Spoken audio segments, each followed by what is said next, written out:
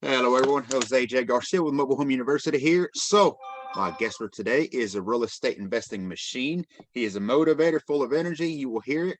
And welcome, Paulie. Good morning. How are you? Hey guys, good to be here with you, buddy. Yes, sir. Jose, we've been together in the past, man, looking at deals and mobile home parks and everything else under the sun. And we have. Yeah, I first met you. I think it's been close to 2 years now at Yeah. one of JT, our mentors, coaching. And from day one, I knew this guy has so much energy. I Yeah, I don't think have. I've ever seen you tired. I'm never tired. I'm serious. I'll go the whole day and then finally just go out. Yeah. My wife always laughs. She's like, "You're always full of energy, and then all of a sudden you hit a wall, and then you go to bed. You back up. You wake back up, and you're back to your normal self." Yeah, well, it takes me a little bit to get going, but I'm the same way when it comes to bedtime. It's like so many people I hear I can't sleep. I have no problem. I've been Yeah, going all day. When I lay down, it is bedtime. they're going. Yeah, So, you put in an honest day's work every day. You grind every day. You push, and you have to get that sleep. I mean, I'm starting to be a little bit better with sleep. I've been working on that. I actually had to work on it because I hardly ever slept. I had that problem because I worked so much that I was like, man, let me look at another deal before I go to bed. Then another. But that's in a way, though, like people want success, but they don't understand. These are the things that no one sees, the mhm. behind the scenes. I remember when I met you in Rome, Georgia, and I drove from Florida that Yeah. one Sunday, and then we met and looked at, I think it was like 10 deals or something like that in that place. So, I mean, it's the things that you have to do that most people don't see, and that is what it takes. Mhm. And everybody wants to be successful until they see what it takes. Then we see who the real tough guy is or tough girl is. And nobody wants to do the sacrifice today for tomorrow. That is for sure. Everybody wants that break or that easy, and it doesn't work that way. Never. Absolutely. So, how long you been investing in real estate? 13 years now. Now, granted, prior to that, I was a builder too. I used to build custom homes for other people in Mhm. Las Vegas, Nevada. I've been in business a long time, but in the real estate field, I would probably say a good at least somewhere around 20 years. 20 years. But in flipping houses, what I'm doing now, I would say 13 years. 13 years. I'd say 2008, 2007, I started right when the bubble was about to burst. Now, I got in when everybody was running out. I got in. It's weird. But believe it or not, it was actually the best time for me to get in, at least doing what I'm doing now. And that's like flipping houses, buying apartments, things like that. But right now, we're at a very, very high peak. Mhm. But once you understand how to buy and you're in this business a long time, it doesn't matter the landscape of this business called real estate doesn't really matter. What matters is you knowing your numbers, understanding how to get off market deals, and you're in and out quickly, especially with the flipping game. Any type of flipping, whether you're doing mobile homes, because I know you do a lot of mobile homes, you're a mobile home specialist, whether you're doing single family homes, or if you want to flip apartment buildings, 16 unit all the way up to 100, 150 unit apartment building where you go in, fix it up, restabilize it, raise the rents, and then turn around and sell that to a end, maybe a hedge fund or maybe not a hedge fund because they typically buy the bigger apartment buildings, but maybe a corporation, a bunch of doctors that put their money together. I've done that before, where there's groups of doctors that put their money together and they buy one of these apartment buildings, and that's what we do. We gear to more of the not so big hedge funds, uh, but I mean, nothing is out of question either. Too, we're always constantly moving forward. I have no problem doing 300, 400 unit. It's no different than doing a 16 unit apartment building. Mhm. It's just more work, more time, more sacrifice. That's More all. But reward. once you do one, you can do a lot. You just have to have the right people around you. Yeah, absolutely. Just bigger the reward as well. So then Yeah. there's that, the accomplishment. What got you started though? You said you came from a builder side. So was it basically, I'm already doing it, might as well be doing it for myself, and jumped into it? No, I actually had an audio business that did very well when I was really young. I started this audio business. I moved from Canada illegally to America. I moved to California. I was going to be a boxer and I was going to play drums in a band and all that. And then, I left my humble beginnings behind. And I at first I had friends coming with me. They were going to come with me and we were going to go conquer California together and get out of this like really crappy place I grew up. But right before we were ready to leave, everybody kind of bailed out on me, oh, I don't want to go. I'll meet you up there, like what friends do. They got scared. And I just was laser focused on getting out of the area that I grew up in. And I got to California and I started an audio business because, I couldn't get a job. I didn't have papers. I was illegally here. So I had to work for myself and get cash.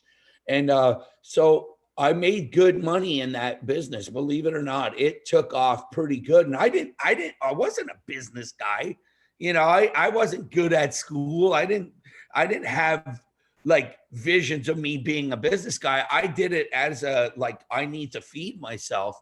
But for some reason, I discovered in my journey that I was pretty good at selling and I was good with people and I was good with business and I knew how to make money, and so I grew that business very big and I didn't know what to do with the money. And I was actually building a house for myself, a custom home for myself.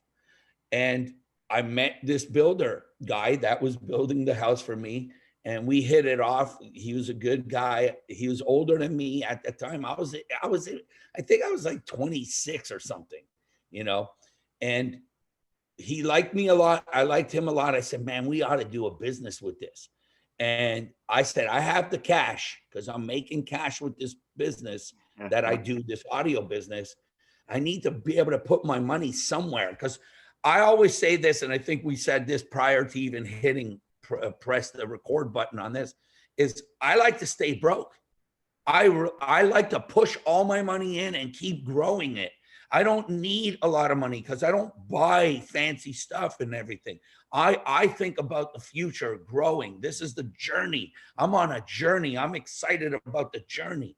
I want to see how far I can take this journey that I embarked on when I was 19 years old, you know, and when I moved here, so to America. And anyway, so we started doing custom homes, and that's where I really found a passion. And I always talk about this too to people. It's like you have to find a passion because if you're just living life without a passion, you're going to have a pretty boring existence, going to a regular job, Right. going home, watching TV, falling asleep, getting up. And I like the differentiation in what I do and then like building different houses. And I started working with this guy, Mike, and we grew this little custom home building business. But the market started tanking, where we were land banking and building and we were selling and doing very well. I was still doing the audio business hand in hand because that fed this, and then we Right. grew this part. And I felt this pullback. I didn't know what it was because I wasn't sophisticated enough. I'm not that smart. But I felt this pullback. All of a sudden, we weren't selling these finished houses like before they were finished. And we were struggling. And then I started seeing what was going on in 2007. This was in Las Vegas, Nevada. And so I ended up moving to Tennessee, Nashville, Tennessee. Mhm. And when I got here, it was pretty dead. And so I took all the skills Mhm. that I learned in building nice custom homes and doing things for other people that were wow kind of features Right. in the house. And I took these old dilapidated houses, foreclosures at that time, they were just an abundant in 2008, 9, 10, 11. And so I was able to take these ugly duckling houses and make them really nice, almost like a custom feel. And I was selling when nobody was buying. I was still selling. I just had the best house for the cheapest price. There you Even go. though there was a lot less buyers and banks weren't lending money, they were buying my house first because it was the best deal, the nicest, with these Right. wow sizzle features all over the house. So that's kind of how I really got started. And I always talk about this, Jose, and me and you've talked about this. A lot of times business, you get into business by chance, but the only reason why by chance, and that's the key word, by chance, is because I take a chance. Very good. Yep. That's the thing, is I take a chance, is I'm willing to put it all on the line, and that's kind of how I got into it. I put it on the line. Now you've also invested in you do all for, from buildings, I guess the apartments is the single, and even how you started, you still do some of those. But you've also done, I've heard you talk about obviously mobile homes with land, which is more of a package I call real estate still, but it is a manufactured housing. And we were Yes. talking about this before the call here. We were set to do a deal in Rome, Georgia, where we met up. You drove like 1,400 miles or something to get to us, and Not inspect. that far, but it was far. But I don't. And we were there. It turned out not to be the best of deal. It was a deal, but not the killer slam dunk numbers that we consider. How many times have you been close to closing on a deal and had to back off when the numbers don't check out? Is that pretty common? Yeah, I mean, I say no to a lot more deals than we say yes to. That's the bottom line. But you have to do it. You have to go. I went and you know this. I drove to Dayton, Ohio yesterday from Nashville, which is about a 5-hour drive, to go see a 34, I believe, apartment building. And it wasn't that good of a deal. It wasn't the deal that we talked about on the phone with the owner. And you'll find that a lot in your journey is you're going to look at things that don't map out. They don't pan out, but you're never going to get to the yes. You're never going to become a millionaire, and you're never going to become successful in this business unless you do those things. But think about this. So I went to see that apartment, just like when I went to see you in Rome, Georgia. But on the way home, I stopped in Chattanooga from Rome, Georgia, to look at a house, and we ended up buying that house. So you just don't know. I met the owner yesterday on that apartment building. Who knows? He had money. He had other buildings. So the one that we looked at wasn't a deal, or at least a deal for us, as a company to buy. So it's getting out there, and what I always call it, go get lost. And go get lost, meaning go build relationships, go shake some hands. That like you said, that deal might not be the good deal, but you built a relationship so that when that person calls you, the next deal might be a deal. And I think that's the thing that people are not willing to do. And I drove essentially 10 hours in my car, but I wasn't mad when I got home yesterday. I was not mad like, oh, what a waste, because I've learned to adapt my mind to understand that every no gets you closer to that yes. And we've heard this cliche kind of words put together, but that's what it takes in this business. Even in the mobile home business, I've seen a lot of deals. And like you said, I like to buy my manufactured home, my mobile homes on a lot of land. I've been very successful doing that when I do a mobile home. I also had a park. A mobile home park is what you want. You want to be the owner. Yeah. Always look at, I want to be the owner. I want to own the land, and then you could even rent out the mobile homes, and you get that residual income coming in. Just like you do. You're a master at doing that. And you know how to seek out these deals, but not every time you go to look at a deal, it's a deal. It's not always a deal. But that's the muscle memory that you have to work on, because a lot of people would get frustrated with that, driving 10 hours, driving 5 hours, driving, and people are like, well, like, why did you do that? Why didn't you ask the guy over the phone? because everybody will tell you it's a good deal over the phone. You Yeah. have to still go put eyes on it. Correct. Yeah, no, and that does happen. Usually when I take a drive, for me being that they're all inside of a park, it's multiple. I would have to, go for more than a few. But yes, the longest trip I think I've ever taken where it was just a complete no was to Tampa, from Atlanta down to Tampa. I think it was like 8 hours per. Yeah, it's a And long. it just, same way, the seller always tells you, oh, it needs a little bit of work, which typically means it needs a lot of work. Yes. The roof has a little bit of a leak, nothing bad. It probably needs a new roof. But the Yeah. point is that you get out there and you build these relationships because, yeah, maybe you don't do anything with that deal or even with them. I've been out to parks where I went to see something specific and thought, oh, well, this is a waste. There's nothing here I can do.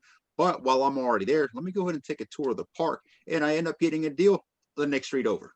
So, I Yeah. mean, it's all about that, but it starts with that initiative to get out there, get moving, and like you said, start shaking some hands. And let's see. Well, COVID time right now, be careful, but get Yeah. out there. Absolutely. True. Should more people be jumping onto the mobile home investing wagon, in your thoughts? Yeah, I mean, I'll tell you right now, when I looked at your model, and a lot of people, obviously I've done, over 440 houses, Wow. flip houses, bricks and mortar, like real houses, right? I've done apartment buildings, I've done some office buildings, industrial stuff. But when I looked at your model, I just smiled because I'm like, man, especially if you're starting out and you want cash flow, because we all need that cash flow to keep pushing forward. And I just was enamored with the way you do it. And the cash flow is intense. And when you're first starting, you're not going to have, you're not going to build uh, like relationships with like $1 million lender. Okay. Mm, Unless you get lucky or you work hard. But you're typically going to maybe have a mom and pop person that's going to lend you 100 grand. They have it in their 401k, Roth IRA, or some way that you raise money for cash flow and for something that's not that expensive, but you want to get your wheels turning in the real estate business. I think the mobile home way is like a fantastic way to really build something. Now, obviously, you've taken it to the next level. But for people getting in and they want to get in and learn the fundamentals of real estate, this is a fantastic way to learn it. And especially for being a landlord, because you're typically working with people that are a little bit harder than regular renters, but yes. it gets you a lot better on knowing how to be a landlord and being firm, being fair, but being firm with the people renting your mobile homes. You need to be Right. firm with them and give them the landscape of how the relationship's going to work. If you don't pay me by the 5th, you're going to have an eviction on your door. No second chances. We'll give you a chance now, but we're not going to allow you to push us around. There's rules, there's barriers in what we do. And if you follow them, we'll have no problem. If you don't, we'll have a problem. And I think that's the thing that's missing when somebody wants to be a landlord. And I found that in your industry, it was enormous eye opener for me when I saw how you run your business, which is good for especially the people starting out. They need to look at this model. Yeah, it's definitely less money to get into. Yeah, It's less risk anytime you put less money into it, I suppose. yeah, And it is a great start because you should never stop there. You should always keep growing, kind of like the way you did yeah, is you're always looking for more. But it's a good start point to get in, get your foot in the door into real estate, and really see. And yes, when you're a landlord of mobile homes, you're gonna have your hands full. yeah, Not just from the tenant itself, but I tell people, mobile homes, well, real estate, stick built breaks down. As a landlord, you have to repair things. Well, mobile yeah. homes break down just a little bit more, so you're always on it. But dealing with the clientele itself can be challenging itself. So it definitely will have to toughen you up before you keep on growing on in anything like that. Paulie, you are by my mentor side. I mean, JT, how is it like to be next to somebody like JT, and how important is it to surround yourself by successful people?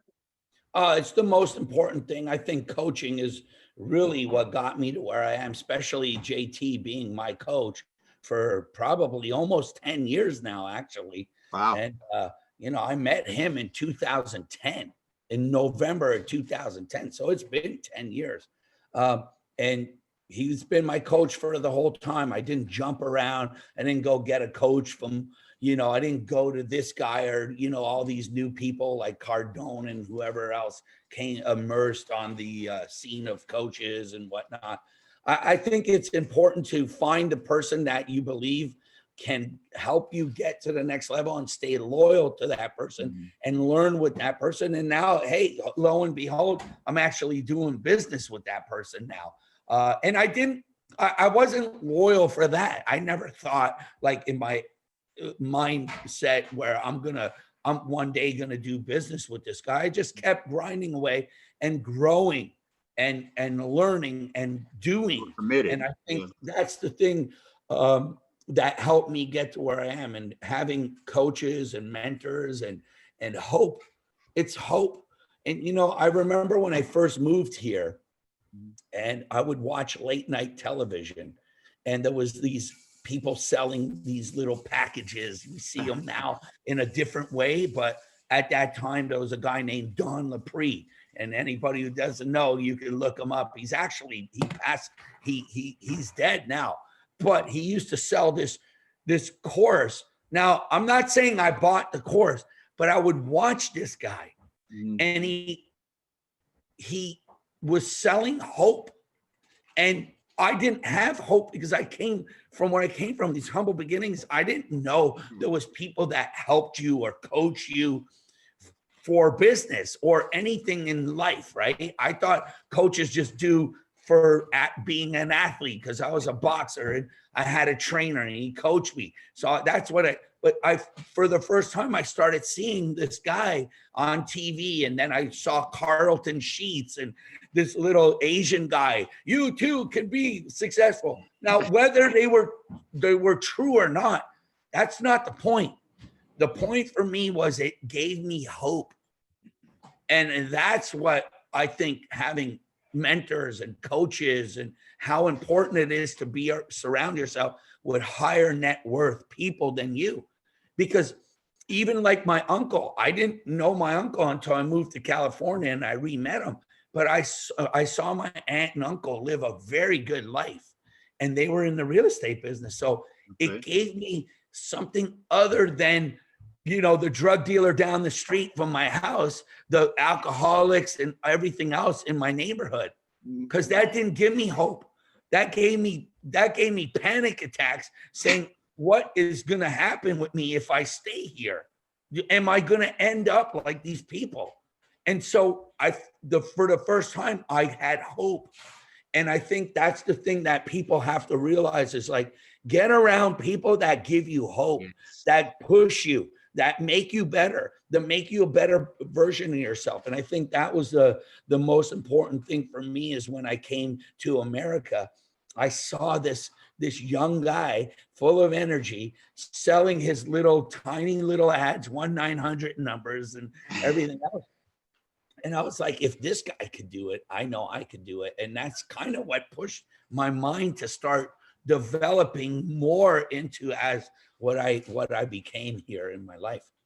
That's a whole new way of putting it here. I haven't heard that. And it does because you have to believe first of anything. But Yeah. it's always that, well, they're doing it. Surely they figured it out. Something like I can get into it. And yeah, it's that starting with that hope to believe and taking that first step.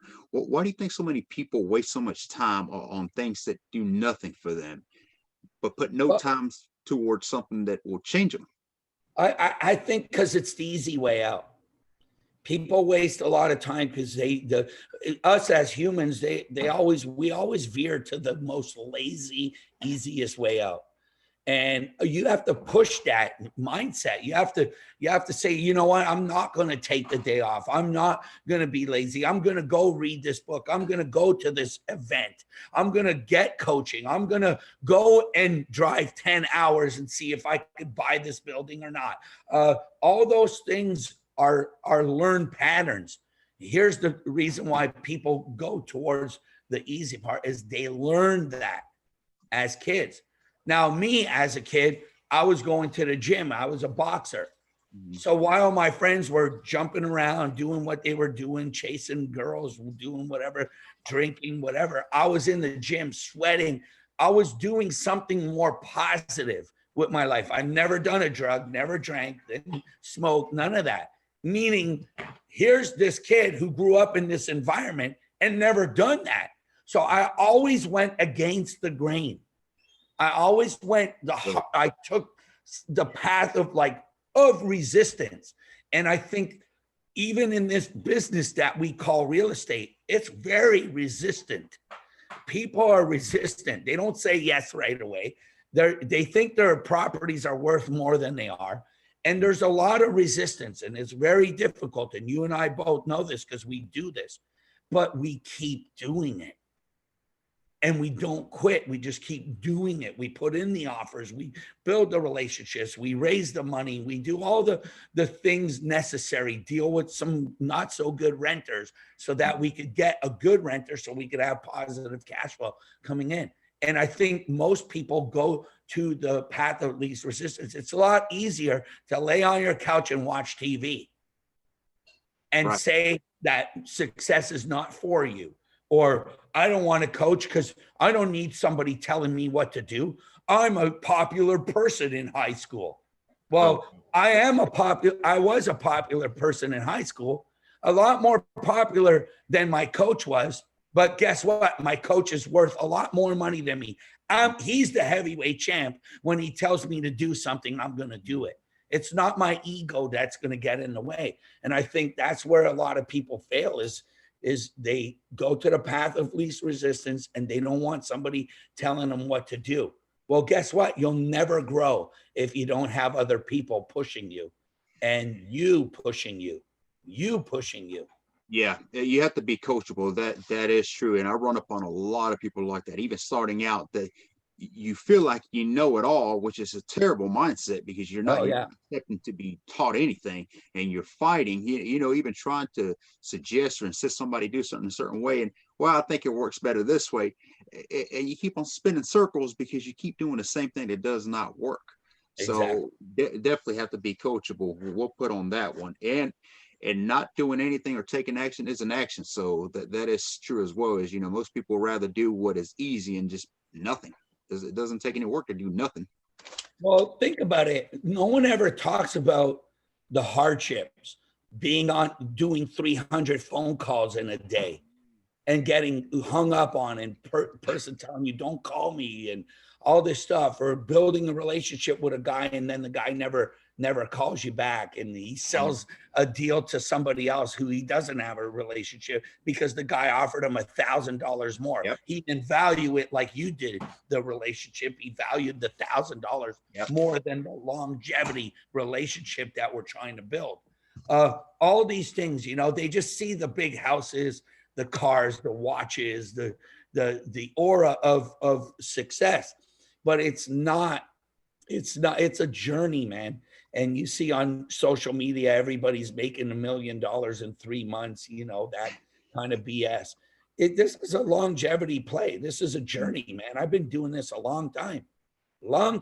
I've been doing business a long time. Matter of fact, my first business, I started at 13 years old. I was scalping tickets at the Montreal Forum. I would buy tickets off of people that couldn't make the show or whatever, or they had an extra couple of tickets because they had a couple they were going to see the concert with or hockey game or whatever it was. And they had these 2 tickets, and I would negotiate, buy those tickets for cheap. And then I turn around and go, hey, who needs tickets? So at first I'm like, I need tickets. Then I'm buying the tickets. I'm negotiating them down. Then as soon as I get my tickets, I get my new sign out. I got tickets, right? And then I would just work the deal, and I'd have the little map of the arena, and I'd say, here's where the tickets are. Here's section, 303. It's here, and here's the section. And you have to be an entrepreneur. I didn't know I was an entrepreneur. Nobody ever told me that. I had to figure it out. I had to go, like what we were talking about, go against my lazy mind, because we all have that lazy mind. We all want to be lazy. I don't want to go to the gym and sweat for 4 hours. When I was a kid, when my buddies were going to have fun and chasing girls and going to parties, but guess what? Friday night, Saturday night, I was at the gym sweating. So I think, that pattern of becoming successful, a lot of people just see the end result. They don't see what happens in between. Yeah, I was just making a motivational video the other day on this, and it's how people see this overnight success. And it's like, there's no such thing. There's a lot of time, whether it was even months, years, it built up to what seems like. People just see the end result and they think that. That's why it's so easy to get, but it's far from it. It takes a lot of work, a lot of discipline, and it constantly go. I mean, you're a constant go-getter, and that's why you are where you are. I've learned a lot from you last year, since meeting you. What is one thing you can say to somebody to get them started, get them motivated and going? The number one thing is find what you want to do and then find somebody who's successful doing it. That's the number one thing. Like, and add value to those people. Go work with them for free. Go do something to help them so that you could gather some information with them. Get on the phones, make the calls for them. Learn the script, meaning there's a script on how to talk to people, and then get better at it. Do the things that person might need you to do, and they will give you. You'd be surprised. It's one thing growing up poor. In my neighborhood, they would always hate the rich guy. Oh, the rich guy, he's a piece of crap. He's a this, he's a that.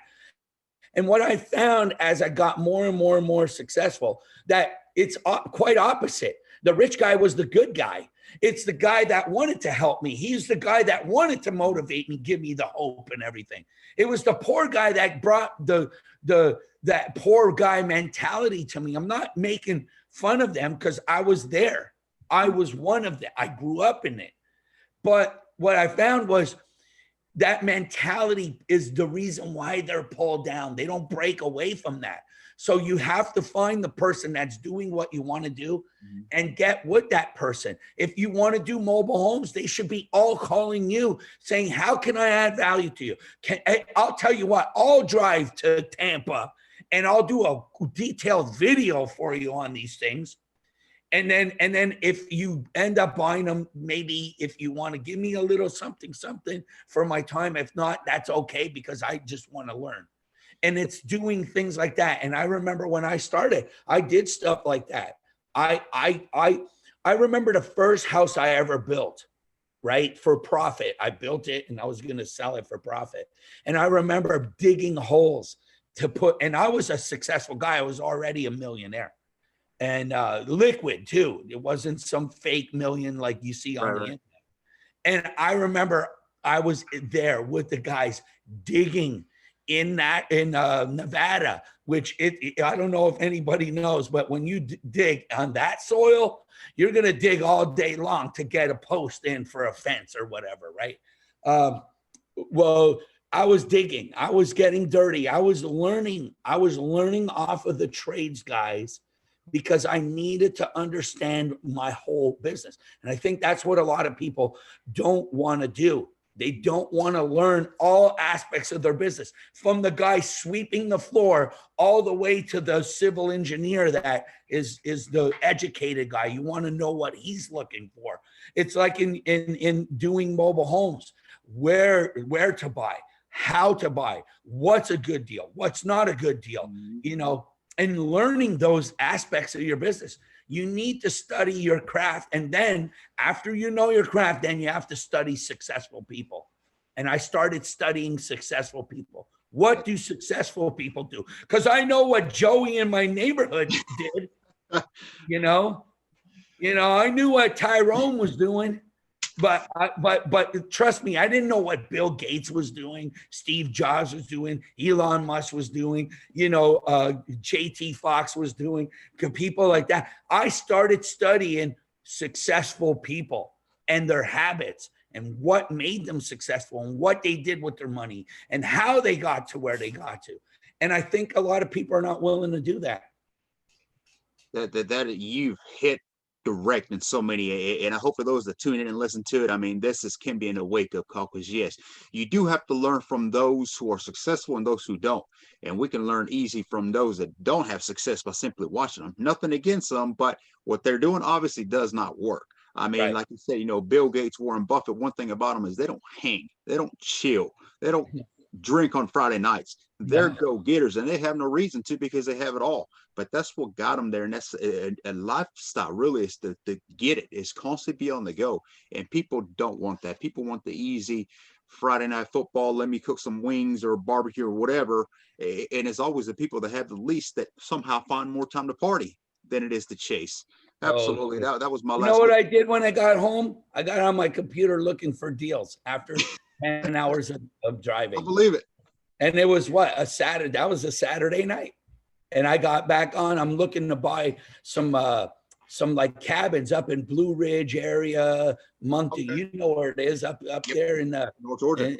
so in Georgia, yeah. So I was looking at LEJ, and Morganton, all that area. I've been combing that area because the Airbnbs up there are just really, really hot right now, and they have been.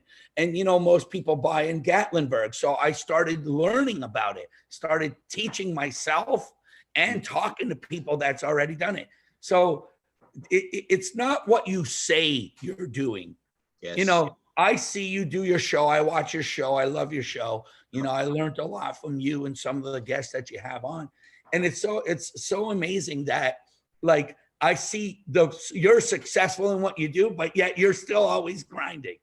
You're still always working. And that's what it takes. That's what it takes, man. Yeah, you definitely have to break away from the crowd, no doubt. And that was something I did struggle a little bit when I first got started, trying to do, like you say, on a Saturday. To me now, Friday night, Saturday nights, this is what I like doing. I love doing this. I don't want to be part of that crowd. So, Yeah. and that was my last question on mentors. Absolutely. They are in need. But Paulie, we can talk to you all day. I know I can sit here and listen to you, and I always learn something new. So I'm sure people are going to learn a lot. Any last encouraging words for anybody tuning in? Yeah, I mean, here's the most encouraging thing I could tell you. Everybody listening to us right now, they're going to embark on something called fear. We all get it. We all get it. As a boxer, I was afraid to go in the ring, contrary to what boxers tell you. They're all scared to get in that ring and go fight somebody that wants to rip their head off. In business, you're going to be afraid to make the phone call, afraid to build the relationships, afraid to buy the right house or not buy the right house. All of this fear is going to come to you in droves, and it's going to start paralyzing you. And my last words to you is, do not let that happen, because I've been there before. Like, people watch me and they're like, oh, this guy's got it all together, man. He's doing great and this and that. I've been scared before. I've hung on to my old audio business for a long time and thinking, oh my God, at least I make good money. I don't want to go into real estate full time, because what if something happens, and those what ifs, those negative thoughts come into all of our minds. It doesn't matter who you guys look up to or who you're listening to. We all have the fear. What I encourage people is always to put that fear aside and just do it. I think back, I wanted to get into the real estate game 6 or 7 years prior, full time, but I hung on to my old audio business that was making money, yes, but it wasn't making my life to where it is now. And I knew I was not playing big. I was playing small. And I played small because of my own fear. Even though it looked like Paulie had it together and I had more money than most people that I knew, I didn't have the coaching. I didn't have people that are higher net worth than me. I was always kind of like the guy who had the most money around and I hung out with, right? I needed to shake and get out of that fear thing. And you're going to all have that fear thing. Fight that with all your might. Fight that feeling and just do it, because it's going to happen to you. It happens to the best of the best. We mentioned Warren Buffett and Steve Jobs and all these really highly successful people, Bezos, all these guys. They all had it. The only difference with them is they just took action and they did it. And who cares if you fail?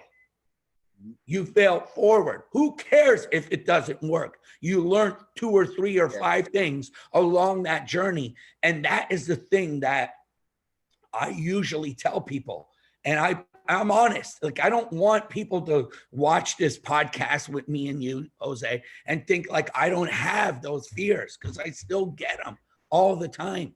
Every time I buy a apartment building or a house or a mobile home park or whatever it is that I'm buying, or a new business that I'm embarking on, there's the fear happens. I just learned how to take it and put it aside and say, you know what? I'll never know unless I try. So that's what I would encourage everybody, is just push forward, because you're going to get it. Absolutely. Yep. Well put, well said. Yeah. Stop, avoid the what ifs, get away from the naysayers. That's for sure. They're only going to take you down and take action. Paulie, it has been a pleasure having you on here. Thank you. Like I said, we can keep talking to you all day, but I'm sure you got deals too. They're probably buzzing your phone over there. So we're going to let you go. But thank you. Thank you. We will be posting this. Till next time, we'll see you.